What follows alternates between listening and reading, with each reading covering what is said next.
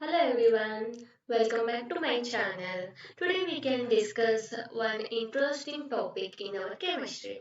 So that is nothing but determination of oxidation states. So before going to determine the oxidation states of the particular element in the given compound, there are some rules for this calculation or determination of oxidation states. So let us go with the rules. You can see here the first rule. What it says? Any element in its free state is assigned an oxidation state of 0. What it free state? What it is free state means it is not combining with any element or any atom. That is hydrogen. You can take boron, carbon, nitrogen, oxygen. Not only these things, even you can take copper, Fe, calcium, any elements you can take in its free state. The oxidation state of these free elements is equals to 0. Not only the single elements, you can see H2, O2 you can take, P4, S8, etc. They have oxidation state of 0 because when the charge forms, when the different atoms can combine to form a compound due to difference in their electron negativity, right? Due to difference in the electronegativity, there will be a formation of charges. Some may get a positive charge, some may get a negative charge. So here the bond is forming between similar atoms, so there is no difference in their electron negativity. One H, this is second H. So first H has electronegativity, that much of electronegativity will be having this H2 also. That's why these type of elements have always their oxidation state is 0. This is of first rule, right? Second rule. Coming to the second rule, it is for metals. We have two groups, that is one alkali metal group and another one alkaline earth metal group, right? Alkaline earth metal group. So always these alkali metals have the oxidation state as +1 and alkaline earth metals have oxidation state of +2. This is why, because we know that alkali metal belongs to first group of the periodic table, alkaline earth metals belongs to the second group of the periodic table. So here what happens? These alkali metals have only one valence electron. Outermost electron is one, and alkaline earth metal, these have two valence electrons. That's why always the oxidation state of the alkali metal in any compound will be +1. Alkaline earth metal will be +2. Understood? So next, coming to the third rule, that third rule will be about hydrogen. Rule 3 is belongs to hydrogen. Hydrogen plays a very powerful role. So sometimes it may get +1 charge, sometimes it may get -1 charge. So when it get a +1 charge, when it is in a bond or it will form a bond with non-metals, and it will have -1 when it forms a bond with metals, right? So non-metals, what happens here? They are more electronegative. They are more electronegative than the hydrogen. That's why here hydrogen get positive charge. What is this electronegativity? Electronegativity is the property, or it is a character of the atom to withdraw the shared pair of electron. So most of the non-metals can have more electronegative than the hydrogen. And what are these metals? These are electropositive. Right, electropositive, or they are less electronegative than the hydrogen. Why these metals are electropositive? Because they won't withdraw the shared pair of electron. It can easily donate the electron. That's why metals are electropositive, or they are less electronegative than hydrogen. Right? For example, I will write, for example, metals you can take KH, NaH. So in this case, what happens?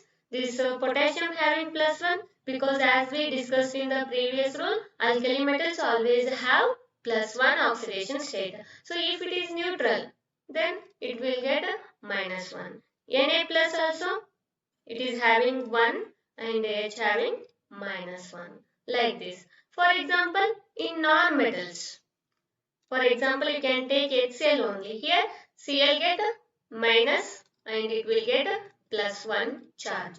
Like this, hydrogen will show different oxidation state depends on the type of element or depends on the type of atom which is combining. So if it is a non-metal, if it is combining with non-metals, it will show you +1. If it is combining with metals, it will show you -1 charge. Okay, hope you are getting. Next rule,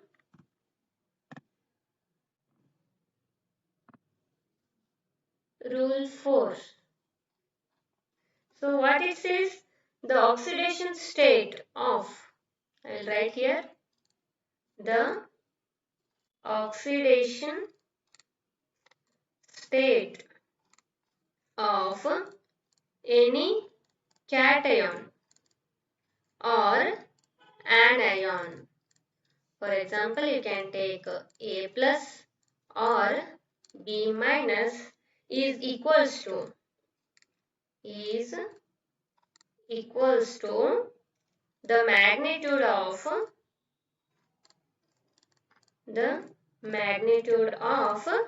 its charge. It is simply saying, what it is saying is, if a metal or any element, for example, I will take chlorine, it is having minus charge. I am having Na plus, F minus, O2 minus, right? So like this, what happens? The oxidation state of any cation or anion. So you can take, this is one cation, this is our anion. So the oxidation state of this kind of cation and anion is always equal to the magnitude of its charge. Means the oxidation state of Na plus will be +1 and the oxidation state of F minus fluoride will be -1 and of this chloride is also -1. So this is the rule 4. We can discuss about fifth rule.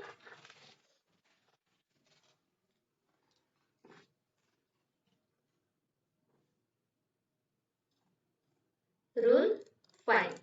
Right? So rule 5 talks about oxygen. What is this oxygen? The air we breathe. Right? So here you can see I am showing you 5 arrow marks. Means oxygen can show you different oxidation states including -2, -1, -half, +1 as well as +2. Oh my god, see how beautiful it is. Yes, so it will show you 5 different oxidation states, right? -2, -1, -half, +1, +2. That's very great, right?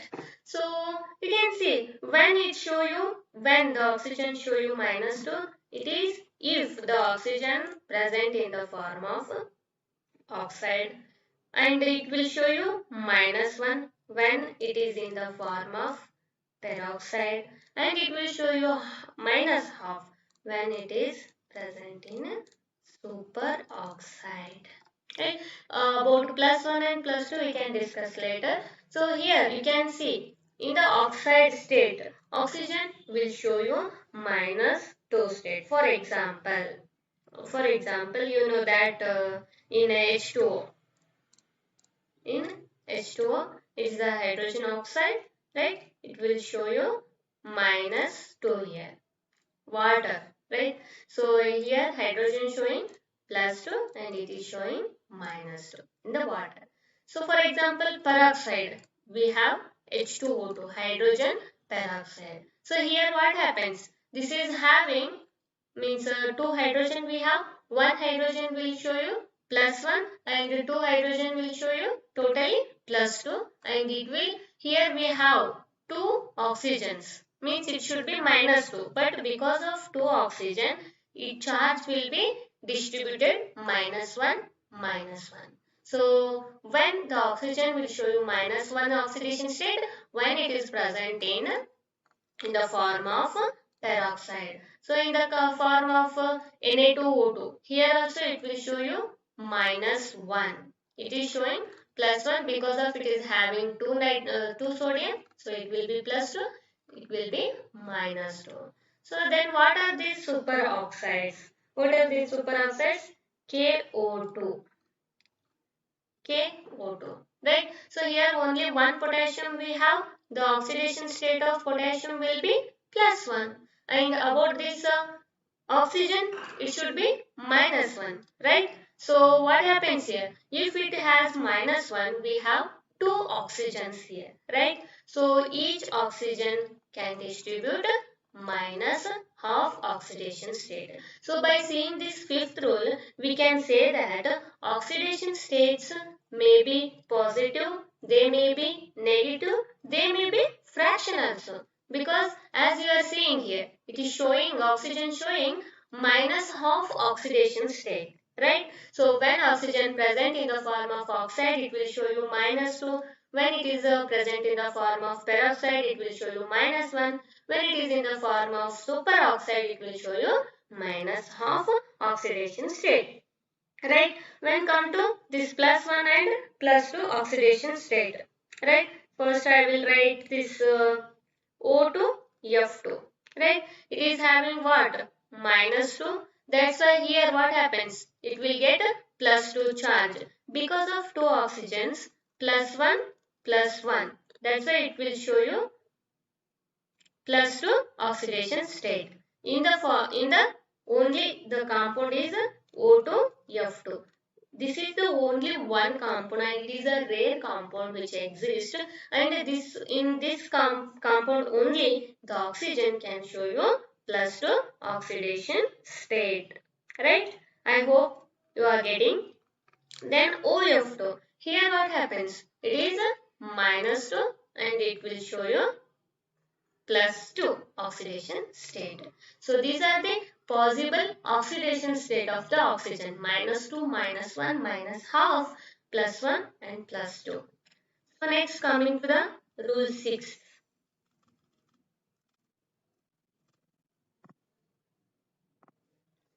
See the rule 6, what it tells?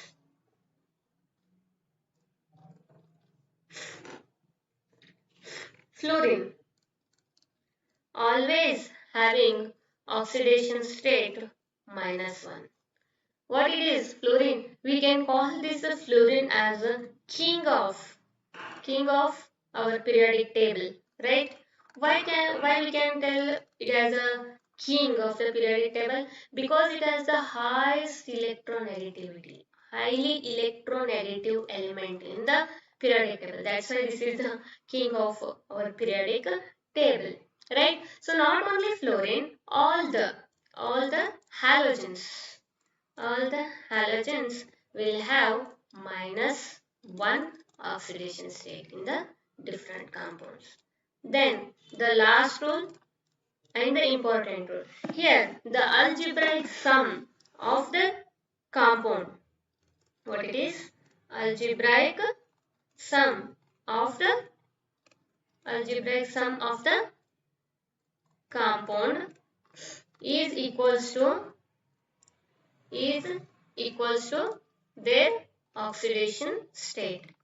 For example, I will show here. You can take KMNO4, right? KMNO4. So this is the neutral compound, right? Because this compound don't have any charge.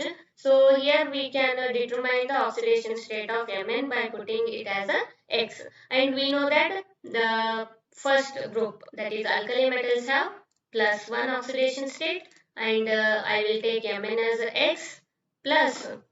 So here we know that oxygen will give you -2. So it will be -8 is equals to x.